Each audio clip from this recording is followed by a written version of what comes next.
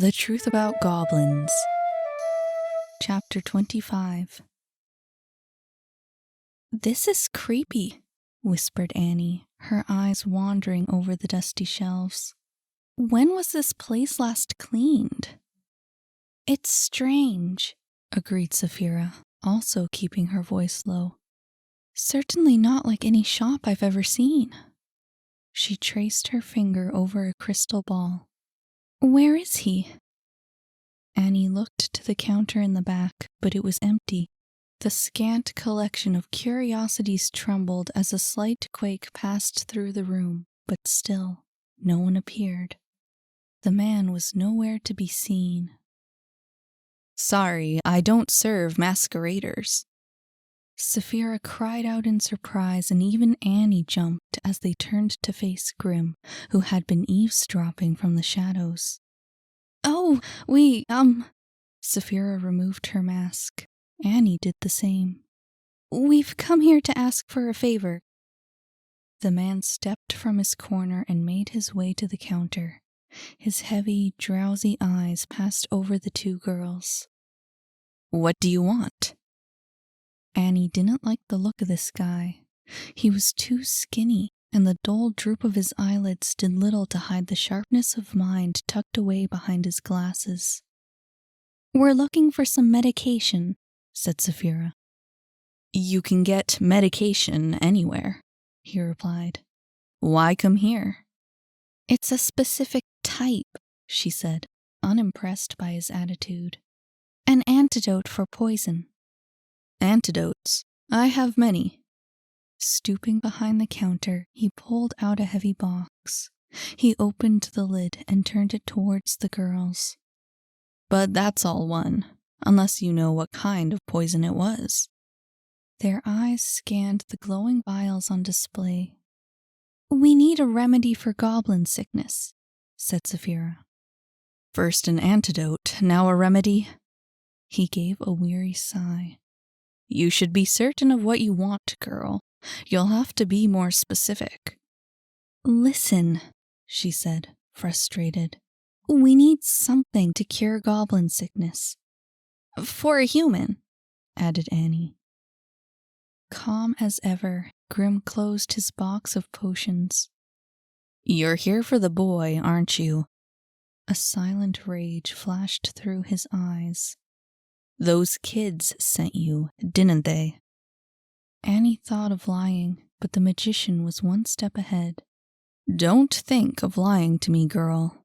I know why you're here." He crossed his arms. "I just can't imagine why, unless you've made some sort of deal with them." "Do you have the antidote or not?" said Saphira, fed up at last. "Because if you don't, we would rather not waste our time here." "It is a difficult situation," he began. "That boy may have been poisoned by anything, any number of things." He began to list the items on his fingers. "Any plant grown from bad soil would do it, as would juices from jewels down in the mines. Even some commonly used spices from the market could make a human sick." He paused a moment before drawling on. "Or it could be a combination of all these things. To make an antidote for such a poison would be very difficult." "But not impossible," said Annie. "No, not impossible," he admitted, "but very time-consuming. Fortunately for you two, I happen to keep this antidote in stock, for whenever the need may arise." "Will you sell it to us?" said Saphira. "Huh." He eyed them both disdainfully. "I really shouldn't." His gaze dropped to the floor. "I promised to hand it over to the girl when she fulfilled her part of the bargain. Unfortunately, she failed to deliver on her promise. It's only right that she deal with the consequences." "So you won't sell it to us?" said Annie, fists clenched. "What difference does it make to me?" he said. "Whether the boy lives or dies, I'm no closer to getting what I desired in the first place." He removed his glasses, cleaning the lenses with his shirt. At the same time, who am I to pass judgment? I should benefit from this, in the end, in some way. He put the glasses back on. Yes, I will sell it to you. Saphira sighed in relief. How much? Too much, I'm afraid.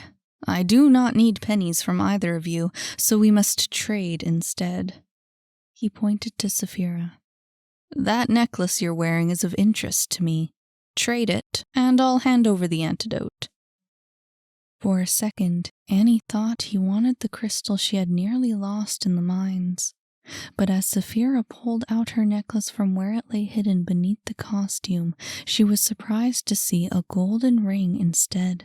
How had Grimm known it was there? This? Said Saphira. When the magician nodded, she replaced the ring in her clothing and shook her head. No, I will not trade this. That's my price, he said, resolute.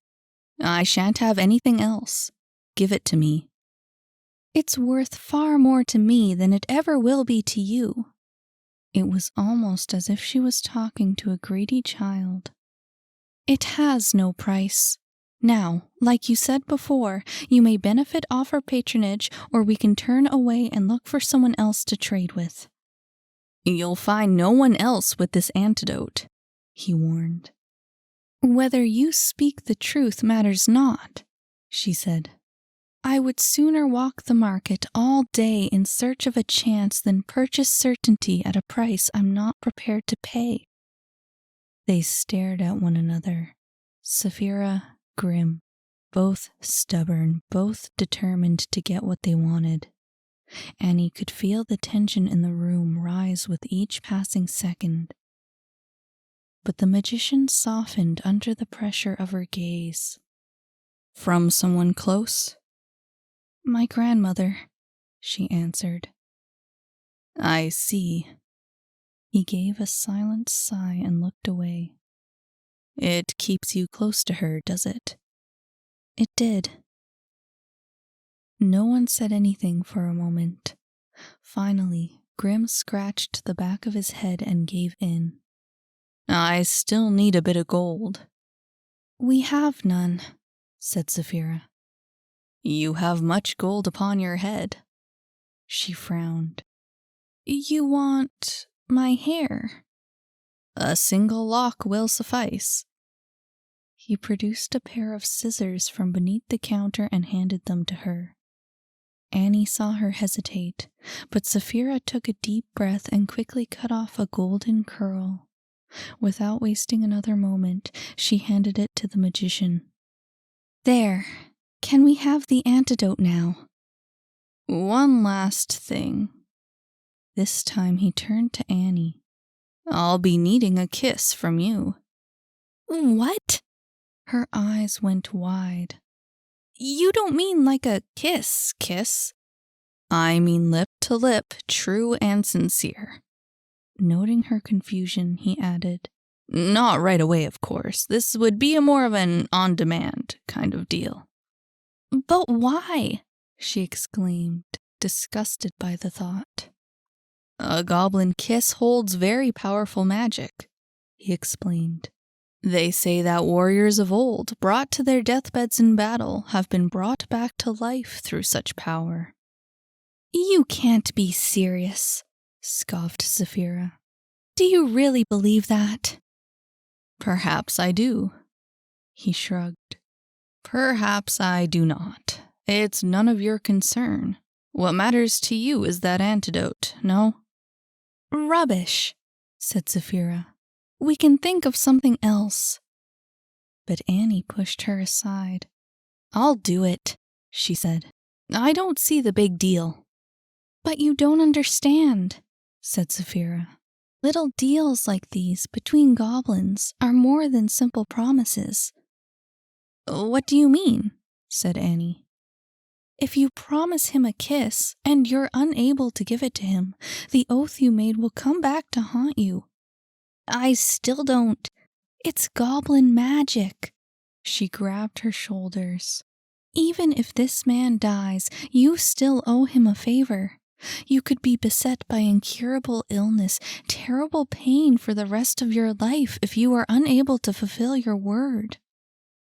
Annie was startled by this revelation, but Grim cut in before she could argue. I can't hold anything against you, girl. I'm human. I can't hold you to your word with such magic. And how do we know you're telling the truth? Snapped Saphira. Don't listen to him, Annie. There are other ways. Let's not do this. But Annie was looking at the lock of hair Saphira had already sacrificed, sitting in the palm of Grim's hand. She didn't want it to go to waste. I promise I won't hold you to any oath, he insisted. Nor is it in my power to do so. Besides, it's more than likely I will never need it. Think of it as a precautionary measure. He shrugged again. And remember, it's only a kiss. Saphira wasn't convinced, but Annie had her mind made up. Fine, she said. If you ever need a kiss, I'll give it to you. Can we have that antidote now? He offered a wry smile. Yes. He shuffled beneath the counter for a minute or so before producing a murky brown vial. Have the boy drink the whole bottle, but not all at once. It should clear out his system of any goblin poison. Saphira grabbed the bottle and hid it amongst the folds of her cloak. Villain, she muttered. A pleasure, he replied, bowing his head. I hope you end up finding what you're truly after when you trade in that antidote. His eyes traveled to the floor. If you do, you will have been far more fortunate than I. You'll have no sympathy from us, said Saphira, turning to leave. Good evening, Mr. Grimm. To you as well, said the magician, a detestable smirk on his face. The girls ignored him, exiting the tower in a hurry.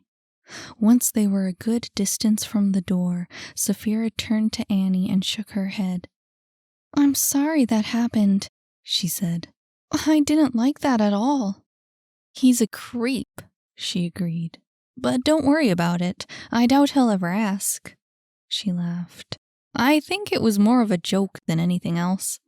Well, it was in extremely poor taste, she said, wrinkling her nose in disgust. Kit, still waiting for the girls around the corner, saw them approaching and bolted over. Any luck? He said. Did you get it? Saphira held out the vial triumphantly. Mission accomplished. You have no idea what we went through to get it, added Annie, as he skidded to their feet. He reached out and grabbed the bottle. Thanks a bunch. And then, without another word, he spun on his heel and raced away. Sheesh, said Annie, watching him disappear. Is that all we get? Talk about rude. He's just excited, said Saphira. I think it's sweet. But I was hoping for a little more gratitude after all we did to get it. She turned back to Saphira. By the way, what's that ring you're wearing? I got a heart attack when he asked for your necklace. I thought you were still wearing the crystal. She smiled. No, I'm keeping that one in a safe place from now on. The ring is more of a sentimental thing. She pulled it out from beneath the layers of clothing and turned it over in her hand. I couldn't bear the thought of handing it over. But what is it? Said Annie. It looks like a normal ring to me. It is, for the most part. She removed the ring from its chain and held it in the palm of her hand. But watch this. She threw it as far as she could into a patch of bushes. Why did you do that? Exclaimed Annie. I thought you didn't want to lose it. Saphira laughed. Holding out her finger, she said, Run your hand under mine. Why? You'll see. Annie sighed, but did as she was told. Suddenly her skin brushed against something that felt like a string. She gasped. What is it? An invisible string, said Saphira. Go and see where it leads. Are you messing with me? Just do it. Reluctantly, Annie took the invisible string in her hands. She followed where it led, pulling herself to where the ring had vanished in the bushes. Even through the tangle of thick, leafy branches, Annie managed to stay on its path. And to her surprise, the string led right to where the ring had fallen, hidden amongst a pile of dirt and dead leaves. Saphira came up behind her. See? Isn't it great? Pretty cool, admitted Annie, watching her replace the ring on the chain. I guess you'll never lose it, eh? Too bad your crystal doesn't have the same thing. Yes, that would have been helpful, she admitted. Actually, the ring used to belong to my grandmother. Whenever I wanted to see her, I would just follow the string from my finger to where the ring rested on her hand. That way, no matter where she was, I could always find her.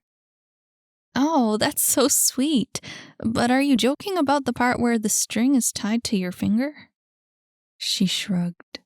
It's magic. The string's not really tied to anything, it just sort of works that way. Annie went silent for a second or two, turning the matter over in her mind. What happened to your grandma? Oh, well... Saphira's gaze fell to her feet. She passed away. Oh, sorry, she exclaimed. I should have guessed. I'm so insensitive sometimes. No, don't worry, she said. It's not your fault. It was sad when she passed, but it was to be expected. I'm grateful for the time I had with her. Her eyes glazed over in thought, revisiting the memories of her past. That was one thing, when you and I were switched. Bellator allowed my grandmother, my real grandmother, to live nearby in the market where I grew up. She was the one who finally told me the truth about my parents. Annie wondered about her childhood. What was it like? She asked. What are my real parents like? Strong, she said. They're a very determined pair, which is good, of course. They taught me resolve. But, she said, hoping she would continue. But they can be tough, she sighed. You know how goblins can be, especially when they're heavy-blooded. I had to grow up quickly, a little too quickly at times. It was very difficult. Trying to lighten the subject, she laughed again. They would be disappointed to find how much I cry nowadays. I spent my whole childhood trying to hide it. That was something Annie had never thought about before. True, she had been stolen from her parents, from the world she belonged in, but Saphira had been through much of the same thing. Your grandma must have been a breath of fresh air, she remarked. That, and so much more. They both stood in silence, unable to shake off the sullen mood of the conversation. Well, said Annie, now what? What do you mean? Said Saphira. Shouldn't we wait for Kit to come back? That could take forever, she said. I'm not going to wait around while the fall carnival is happening. It's my first one, you know. She straightened up and began the walk back to Main Street. Let's go. Are you sure? Still hesitant, Saphira followed. What about Kit? He'll find us later, she said. Come on, let's get some lunch. I'm starving, and I want to try out some of the games they set up. I was never good at carnival games, said Saphira. Me neither, said Annie, replacing her wolf mask. But practice makes perfect, right? I guess we do have all night, she said, following suit as she placed the owl mask over her eyes. Might as well make use of this costume. Yes. Annie could already smell the food. Now hurry up, my stomach's growling. Both laughing, the girls ran towards Main Street and all that it promised, eager to get a head start on the festivities. Hey, hi, I'm your narrator, Miranda Eastwood, also the author of The Truth About Goblins. If you liked this chapter, remember to add, follow, or subscribe to this channel so you can hear the next one. And if you didn't like this chapter, oh well, I can't really do anything about that. In any case, I just thought I'd let you know about my Patreon. You can check it out if you'd like to throw some support my way. It would mean a lot to me. Not to mention there's loads of extra exclusive content that I only post on Patreon. While I'm at it, I'll mention that The Truth About Goblins is now available as a complete audiobook, and you can get it wherever you get your audiobooks. Thanks for listening.